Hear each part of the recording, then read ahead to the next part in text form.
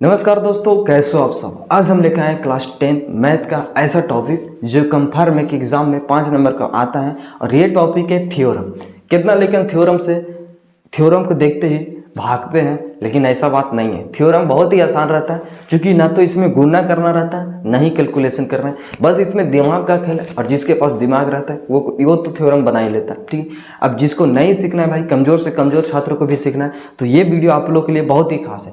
क्योंकि इसमें बतावेंगे कि थेल्स प्रमेय तो हमने बता दिया। अगर आप लोग थेल्स प्रमेय को नहीं देख रहे हैं तो जाके मेरे प्लेलिस्ट में देख सकते हैं, मेरे चैनल पर अभी भी है। ठीक है, और इसमें ये जो है ये हमने लेकर आया है थेल्स का विलोम। ठीक है, ये थेल्स का विलोम है कि कंफर्म में एग्जाम में आता ही आता है, चाहे वो थेल्स का थ्योरम हो, थेल्स का विलोम है, ये दोनों की संभावना ज़्यादा रहता है। तो चलिए हम लोग भी आज भी सीख लेते हैं थेल्स का विलोम, थ्योरम नंबर। आज यदि आप लोग नहीं पढ़े हो थ्योरम तो ये वीडियो आप लोग के लिए बहुत ही खास है। और एग्जाम में चाहते हो कि 95+ लाना है तो हमारे चैनल से जुड़िए। ठीक है, उसमें बतावेंगे कि हर एक साल कौन सा प्रीवियस ईयर क्वेश्चन पर पूछता है। ठीक है, बहुत ही खास इंपॉर्टेंट क्वेश्चन। तो चलिए शुरू करते हैं ये थ्योरम को। ये देखिए, इसमें ये चीज़ बोला है, इसका साधारण प्रत्यय है। थ्योरम में आप लोग ध्यान दीजिएगा, जब भी हम थ्योरम को सॉल्व कर रहे हैं, ठीक है ना, तो एक बात हमेशा याद रखिएगा कि उसकी साधारण प्रतिज्ञा को याद कर लीजिए, नहीं तो समझ लीजिए। ठीक है, समझ में कैसे आवेगा, याद होवे नहीं करेगा। ठीक है, देखिए हम यहाँ पे दोनों काम करवा देते हैं, याद भी करवा देंगे और सिखा भी देंगे। ठीक है, ताकि आप लोग एग्जाम में और एक बार सीखने के बाद, वीडियो देखने के बाद आप लोग क्या कीजिएगा कि एक बार खुद से कॉपी पे बना के देखिए। ठीक है, 1 बार 2 बार 3 बार बना लीजिएगा पूरा अच्छा से, ताकि आप लोग एग्जाम तक भूले नहीं। ठीक है, ये देखिए, ये जो है वो साधारण प्रतिज्ञा किस पर, इसका जो कथन है, कहता है कि यदि कोई रेखा किसी त्रिभुज की 2 भुजाओं के समान अनुपात में विभाजित करता है। ठीक, इस बात को समझिए कि यदि कोई रेखा जो है वो किसी त्रिभुज में 2 भुजा को, कितने भुजा को, 2 भुजा को समान अनुपात में विभाजित करती है, तो वह रेखा तीसरी भुजा के समांतर होगी। इस बात को बताना। चलिए, नहीं समझ में आया, ठीक है, हम आपको क्या करते हैं तो डायग्राम के जरिए समझाते हैं कैसे समझता। देखिए, मान लेते हैं कि एक हमारा त्रिभुज है। त्रिभुज में 3 भुजा होता है।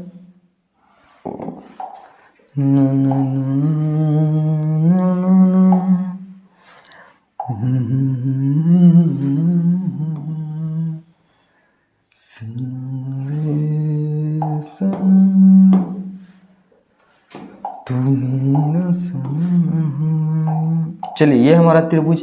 ठीक है, त्रिभुज ABC, इसको नाम का नामकरण कर दीजिए। ये लीजिए A, B हो गया, ये हो गया C। ये त्रिभुज ABC बनाया है। इसमें क्या कहता है कि किसी भी त्रिभुज की 2 भुजाओं को समान अनुपात में विभाजित करता है। कोई मतलब एक ऐसा रेखा आता है, तो मान लेते हैं कि वह रेखा कुछ इस प्रकार आ रहा है। ठीक है, ये लीजिए, बिल्कुल सटीक तरीका, आसान तरीका यहाँ पे हमने बताया। ठीक है, तो ये वीडियो तक लास्ट तक देखिए, बीच में भागिएगा तो थ्योरम भी भाग जाएगा आपसे। ठीक है, ये देखिए, ये जो है, ठीक है,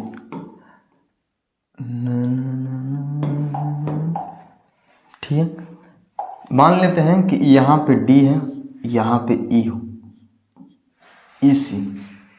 ठीक है, ये बोला है कि AB को और AC को कहीं पे काट रहा है, D पे काट रहा है और E पे काट रहा है। तो किस अनुपात में काट रहा है, तो बराबर के अनुपात में काट रहा है। मतलब कि जितना इधर काटता है उतना ही उधर भी काटता है। तो अनुपात ये होता है, ठीक है, जितना इधर कटे उतना ही उधर कटे, तब बराबर का अनुपात होता है। तो जब ये DC रेखा खींचा गया है तो AB और AC को कहीं पे काट रहा है, D तथा E पे, तो हमको यही दिखाना था कि BC के समांतर कौन है, D। कब, जब ये समान अनुपात में विभाजित करता है। तो यही चीज़ यहाँ पे लिखा गया है। ठीक है, ये तो कथन याद हो गया। अब चलिए हम लोग सिद्ध करते हैं। इसका सिद्ध करने में हम लोग एक बात जानते हैं कि इसमें जो बात बोला है वो हम लोग समझते हैं कि दिया गया। जैसे इसमें दिया गया क्या, तो लिखेंगे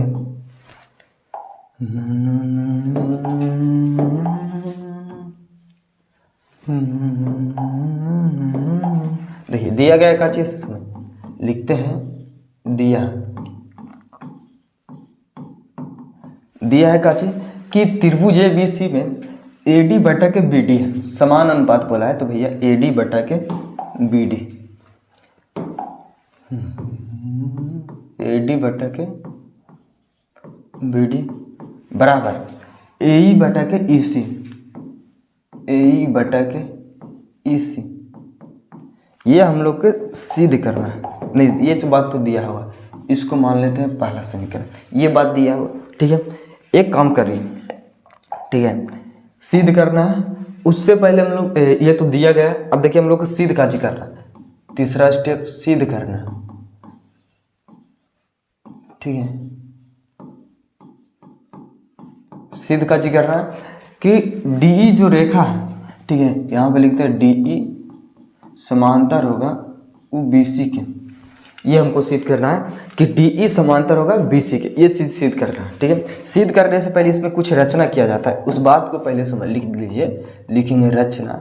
बस आराम आराम से आप लोग को बनाना है, घबराना नहीं, ठीक है। घबराओगे तो ऐसा ही गलत हो जाए। देखिए रचना में क्या करते हैं, तो हम मान लेते हैं, ठीक है, एक काम करते हैं, बस इसके जगह पर मतलब ये जो डी रेखा दिख रहा है, इसी के ऊपर एक और रेखा खींचते हैं जो कैसा हो, तो बीसी के समांतर होना चाहिए। देखिए हम खींचते हैं, एक काम कीजिए, जैसे हम खींचे इसको, ये रेखा, ठीक है, ये तो पता ही नहीं चल रहा कि कौन सा रेखा है, किस पर आधारित है, ये तो लग रहा है कि डी और ये जो रेखा खींचे दोनों एक ही पर है, ठीक है। तो इससे तो हमको नाम लिखने में थोड़ा सा दिक्कत हो, इसीलिए हमने क्या करते हैं इसको कि थोड़ा सा ऊपर में खींचते हैं, ठीक है। ये समांतर खींचते हैं, किसके समांतर, तो बीसी के समांतर ही खींचते हैं, बशर्ते यहाँ पे थोड़ा सा ऊपर खींच देते हैं, ठीक है।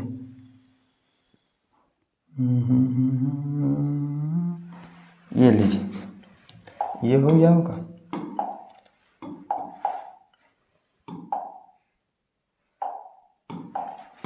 चलिए देखिए ये रेखा, इसको नाम दे दीजिए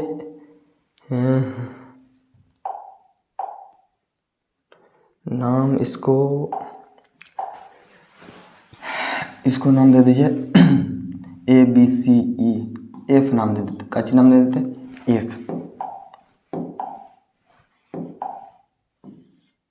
एफ नाम हो गया, ठीक है, एफ नाम हो गया। मतलब ये जो रेखा है डीएफ जो रेखा खींचे, किसके खींचे, तो ये डीई पर ही है, ठीक है, बशर्ते नहीं दिख रहा था इसीलिए ऊपर कर दिया, ठीक है। थोड़ा सा समझने में दिक्कत होगा, नाम भी पता चलेगा हमको साफ सुथरा। देखिए हमने क्या किया रचना में कि बीसी के समांतर डीएफ एक रेखा खींचा, किसके समांतर, तो बीसी के समांतर हमने एक डीएफ रेखा बनाया। जब ये समांतर हो गया तो हम लोग जानते हैं थेल्स प्रमेय में यही बात तो होता है, यहाँ पे उत्पत्ति लिखते हैं। जैसा ही हमने उसमें रचना की, कुछ ना कुछ उत्पत्ति हो गया, यानी एक नया चीज बन गया। वह क्या बना, से देखिए त्रिभुज ए बी सी में लिख चलते हैं, ठीक है, लिखते हैं त्रिभुज ए बी सी में काजी है, तो डीएफ रेखा किसके समांतर आ रहा है, तो बीसी के आ रहा है। और थेल्स प्रमेय में कहता है कि यदि किसी त्रिभुज में, ठीक है, कोई रेखा के समांतर रेखा खींचा जाए तो वह रेखा अन्य दो भुजाओं को एक ही अनुपात में विभाजित करता है। तो बताओ बीसी के समांतर खींचा गया है कौन, डीएफ, तो इसका मतलब वो समान अनुपात में काच हुआ, विभाजित हो गया। तो ये लिख सकते हैं हम एडी बटा के बीडी, ठीक है, बराबर में इधर हो जाएगा एफ बटा के एफ सी, ये तो हो गया। ये मान लेते हैं समीकरण नंबर 2। अब समीकरण 1 और 2 को ध्यान से देखिए। समीकरण 1 में काचे ए डी बटा के बी डी और समीकरण 2 में है ए डी बटा के बी डी। दोनों LHS बराबर है, यानी बायां सेट बराबर है, तो इसका मतलब काचे होगा दायां सेट बराबर होगा। तो लिख सकते हैं हम समीकरण 1 व 2 से समीकरण 1 देखिए, समीकरण 1 काचे तो ए बटा के ई सी बराबर में ए एफ बटा के एफ सी, ठीक है, इतना बात लिखा है। अब इसमें क्या कर सकते हैं, दोनों साइड हम एक एक जोड़ देते हैं, ठीक है। एक जोड़ने से क्या फ़र्क है, दोनों तरफ हम क्या करते हैं, एक को जोड़ देते हैं। ये देखिए इधर भी हम एक जोड़ते हैं, ठीक है, इधर भी एक जोड़ते हैं और इधर भी हम एक जोड़ देते हैं। एक जोड़ने के बाद दोनों साइड हम एलसीएम लेंगे, ठीक है ना, दोनों साइड क्या लेंगे, एलसीएम। एक जोड़ते हैं तो ये आ जाएगा EC हमारा एलसीएम, ठीक है। EC जब एलसीएम आएगा तो ईज हो जाएगा EC प्लस के AE बराबर में इधर कौन आ जाएगा, तो FC एलसीएम आ जाएगा, ठीक है। FC एलसीएम आ गया तो ये हो गया AF प्लस के FC।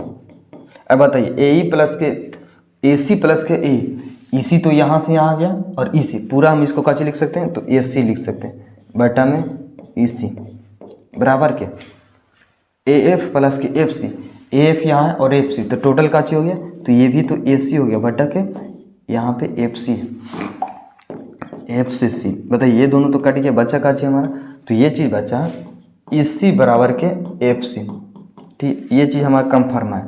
जब इतना आने के बाद इसका मतलब का चीज़ हुआ कि सी से ई की दूरी, ठीक है किसका दूरी सी से ई की दूरी और सी से एफ की दूरी दोनों दूरी बराबर है। कहने का मतलब है कि सी से हम जो खींचे एफ की दूरी और सी से ई की दूरी दोनों बात बराबर है, दोनों की दूरी बराबर है। तो इसका मतलब यही हुआ कि डी एफ रेखा और डी रेखा दोनों एक दूसरे पर होंगे, कहीं पे भी होंगे लेकिन एक दूसरे पर होंगे, तभी ये दूरी बराबर हो सकता है। ठीक है तो बताओ ये जो रेखा है ये किस पर होना चाहिए तो इस पर होना चाहिए, यानी डी एफ पर होना चाहिए, यानी संपाती होना चाहिए, तभी वो समांतर हो सकता है। लिख सकते हैं कि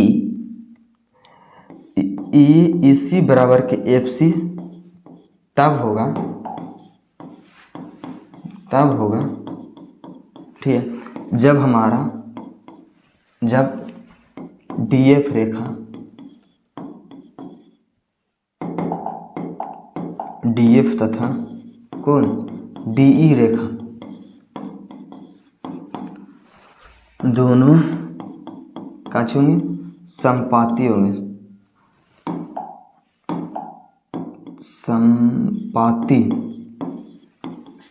संपाती रेखा होंगे तब ये हो सकता है। कब हो सकता है जब ये दोनों तब होंगे बराबर जब ये दोनों रेखा कैसा संपाती हो। तो इसका मतलब है कि संपाती होगा तो बताइए संपाती होने का मतलब क्या चाहिए कि डी एफ रेखा पर कौन होना चाहिए डी ई। तो जब डी एफ हमने समांतर खींचा था ये बोला ना कि डी एफ समांतर बी सी है तो इसका मतलब हो गया कि डी ई भी समांतर कौन होगा बी सी होगा। इस बात को लिखिए चूंकि डी एफ जो समांतर खींचे थे हमने बी सी हो गया। ठीक है अब बताइए डी एफ पर कौन आ रहा है तो डी एफ पर आ रहा है, इसीलिए हमारा हो जाएगा डी एफ पर कौन आ रहा था तो डी एफ पर आ रहा था डी ई समांतर कौन हो गया तो बी सी आ गया। यही सिद्ध करना था, ये लीजिए प्रूफ हो गया। ठीक है बस इतना ही आसान है। ठीक है थेल्स का विलोम खत्म हुआ बिल्कुल 5 मिनट में 10 मिनट में जो भी जितना समय लगा हो। ठीक है तो ये वीडियो आप लोग को कैसा लगा आप लोग कमेंट में ज़रूर बताइएगा। अच्छा हाँ और भी कोई थ्योरम चाहिए जो आप लोग को बहुत ही भारी लग रहा बहुत ही डिफिकल्ट लग रहा नहीं समझ में आ रहा तो आप लोग कमेंट में बता सकते हो उस थ्योरम का नाम।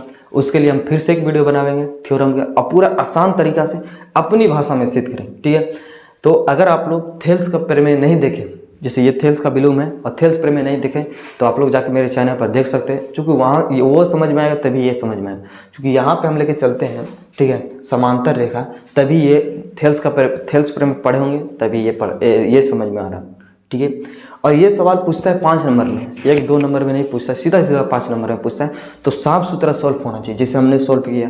ठीक है बिल्कुल क्लियर ही पता चलना चाहिए कैसे हो रहा है नहीं हो रहा है। बाकी अपनों दोस्तों के पास भी शेयर कीजिए और हाँ 95+ मैथ में लाना है तो मेरे चैनल से जुड़िए। बाकी वीडियो कैसा लगा कमेंट में ज़रूर बताएं।